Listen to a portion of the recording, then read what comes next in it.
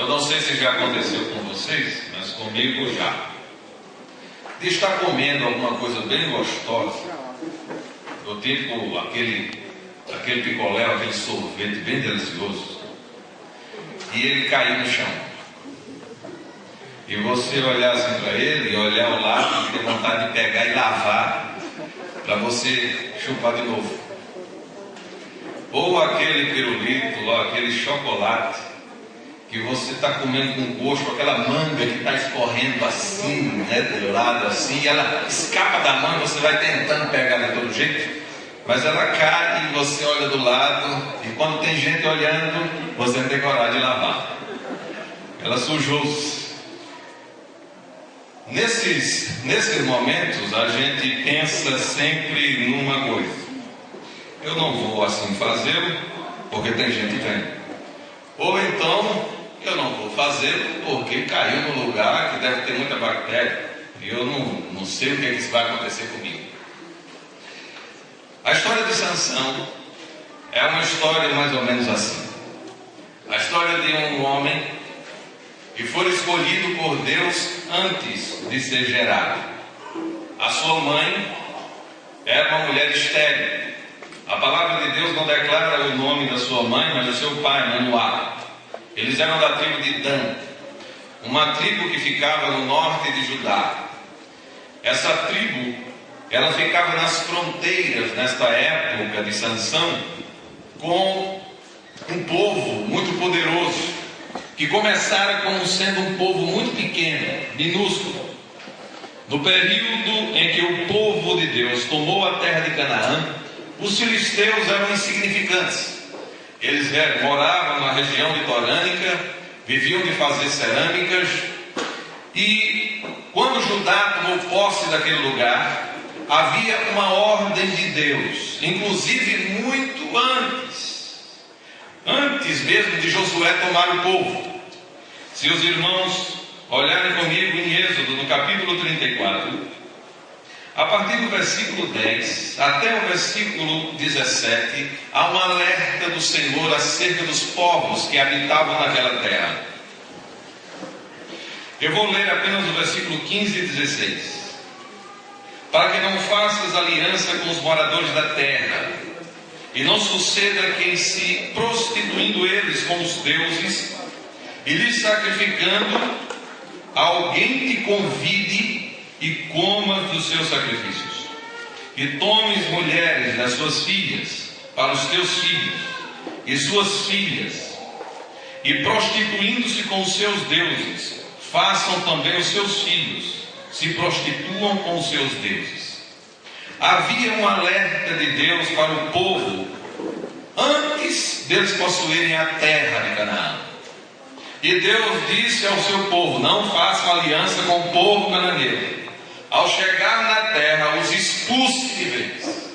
Não permita que nenhum deles fiquem, porque se eles ficarem, eles vão seduzir vocês.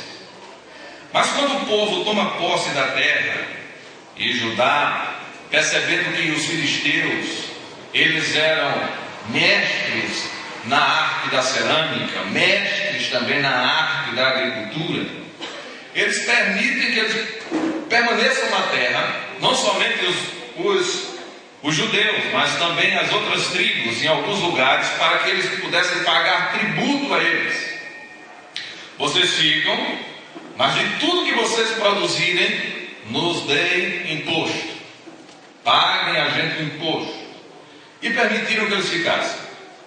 Qual grata foi a surpresa, ou não grata surpresa, quando os filisteus começaram a assumir territórios.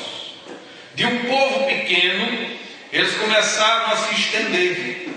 De um povo minúsculo, eles começaram a seduzir aos poucos os filhos de Israel para os seus cultos. Os cultos a Dagon, os cultos também aos deuses cananeus que por ali ao redor estavam, as suas festanças. E não somente isso, mas começaram a oferecer suas filhas aos filhos de Israel. De modo que, à medida que os filhos de Israel iam se casando com mulheres filisteias, as terras dos filisteus iam crescendo.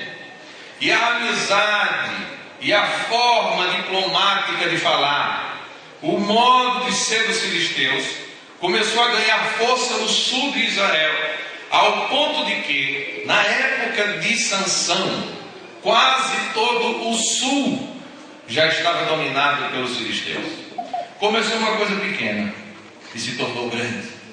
Começou uma coisa minúscula e terminou quase engolindo todo o sul de Israel. Quando o povo começou então a gritar por socorro, pois eles haviam esquecido do Senhor, e o culto a Deus estava misturado com os cultos cananeus, então o Senhor ouviu a voz do povo, e o Senhor apareceu de um modo teofânico, de um modo visível, em forma de homem, a esposa de Manoá, um anjo, o anjo do Senhor, ali falou com ela dizendo que ela teria um filho, e que esse garoto, esse menino, era escolhido do Senhor, seria nazireu, e ele, como consagrado que era, iria começar a libertar o povo de Israel das mãos dos filisteus. Essa mulher correu, disse ao marido, e disse que tinha vindo um homem, um profeta, um ser, e tinha falado com ela era estéril, e pegou aquela palavra, e ela disse ao seu marido que teria um filho. Ele disse: eu quero falar com esse homem.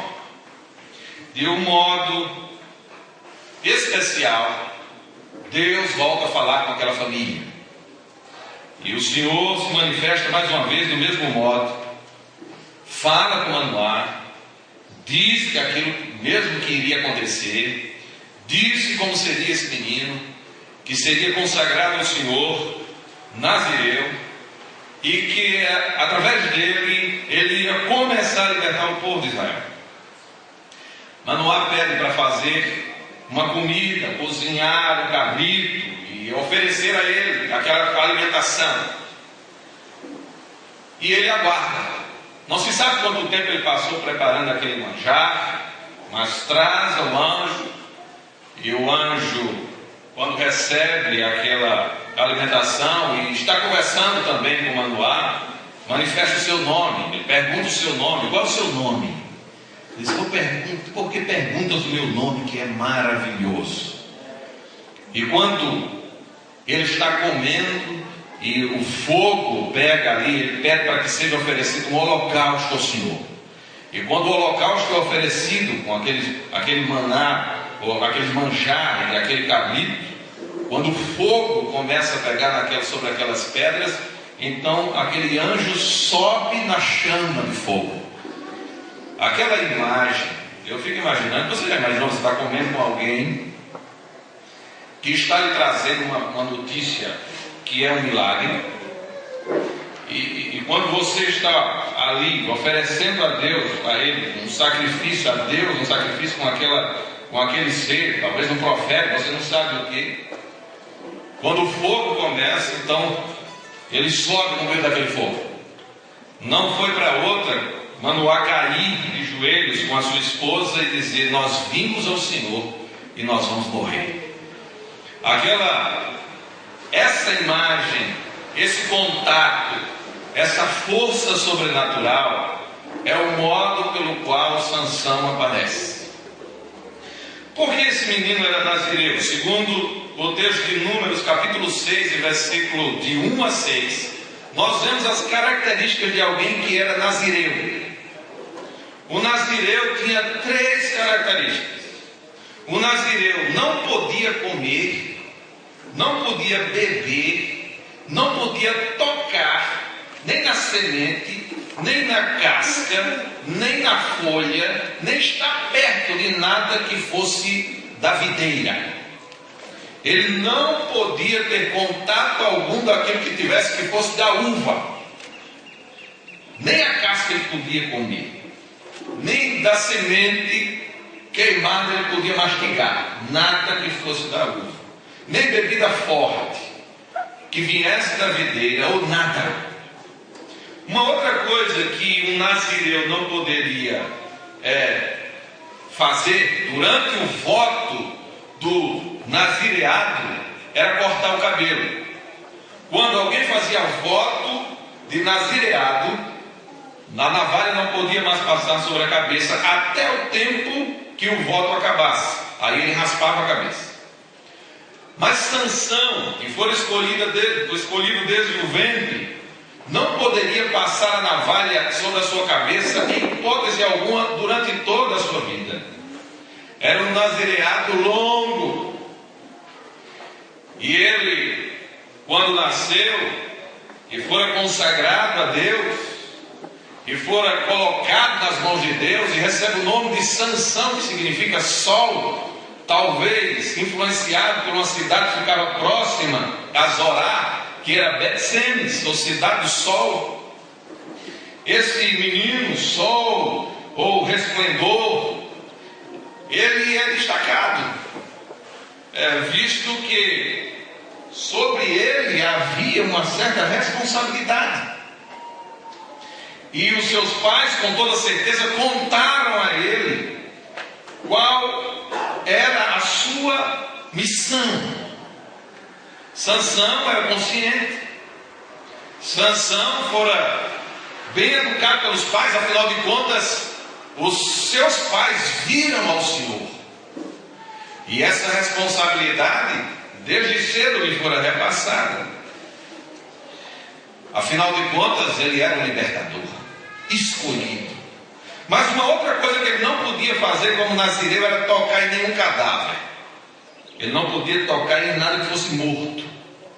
Ele não poderia se relacionar com a morte física, até de alguém que fosse da própria família, durante o seu nazireado. Então era alguém marcado, visto que de alguma maneira alguém perceberia: esse menino é nazireu, esse garoto tem um voto de nazireado, ele não toca em uva, ele não raspa, ele não tem o cabelo dele cresce separado, e esse menino não toca em nada morto. E ainda mais, durante esse período, seus pais devem ter contado o quanto o povo sofria nas mãos dos filisteus, e eles moravam exatamente numa fronteira entre Zorá e até Tina. Não dava uma caminhada mais do que 1 hora. Então era uma coisa muito próxima. Era como se você estivesse vivendo em uma linha tênue. E os pais diziam: não passa essa fronteira. Além daqui estão os inimigos, nossos inimigos. Eles estão dominando o sul inteiro. Deus tem algo a realizar através da sua vida, meu filho. Tome cuidado para que você não ultrapasse essas barreiras, não ultrapasse essas cercas. Esses marcos são marcos seguros para você, não passe. Mas Sansão, de alguma maneira, de alguma forma, ele tinha dentro dele um instinto diferente. Ele queria conhecer e ir lá no território inimigo. E interessante, irmãos, é que quando ele sai de Zorá para chegar às fronteiras, chegar nessa primeira cidade, Tina era um lugar onde se plantava vinha. Tina era um lugar que só tinha parreirais. Tina era um lugar que tinha uva por todo lado. E Sansão devia olhar das montanhas para aquilo e ver do outro lado o lugarejo das filhas dos filisteus, e ele babava de vontade de conhecer. Até que um dia ele vai, ultrapassa a barreira, vê uma filha de um filisteu, se enamora por ela, ele se apaixona por ela. Ele, quando a vê, o coração acelera, então ele retorna. E uma outra coisa que acontece com ele, quando ele chega na sua cidade, na casa do seu pai, é que ele enfrenta os pais. Uma primeira coisa que esse escolhido do Senhor faz é ultrapassar a barreira. E uma outra coisa que ele faz é deixar o coração livre. Sansão, ele não pensava. ele sentia. Sansão não questionava os sentimentos, ele simplesmente deixava rolar. Quando nós olhamos para Gênesis, no capítulo 3, nós vemos uma figura ali interessante. Nós vemos a figura de Satanás em forma de uma serpente, conversando com Eva. E ali está uma figura muito clara de uma tentativa maligna de atingir os sentimentos. Mulher é pura emoção.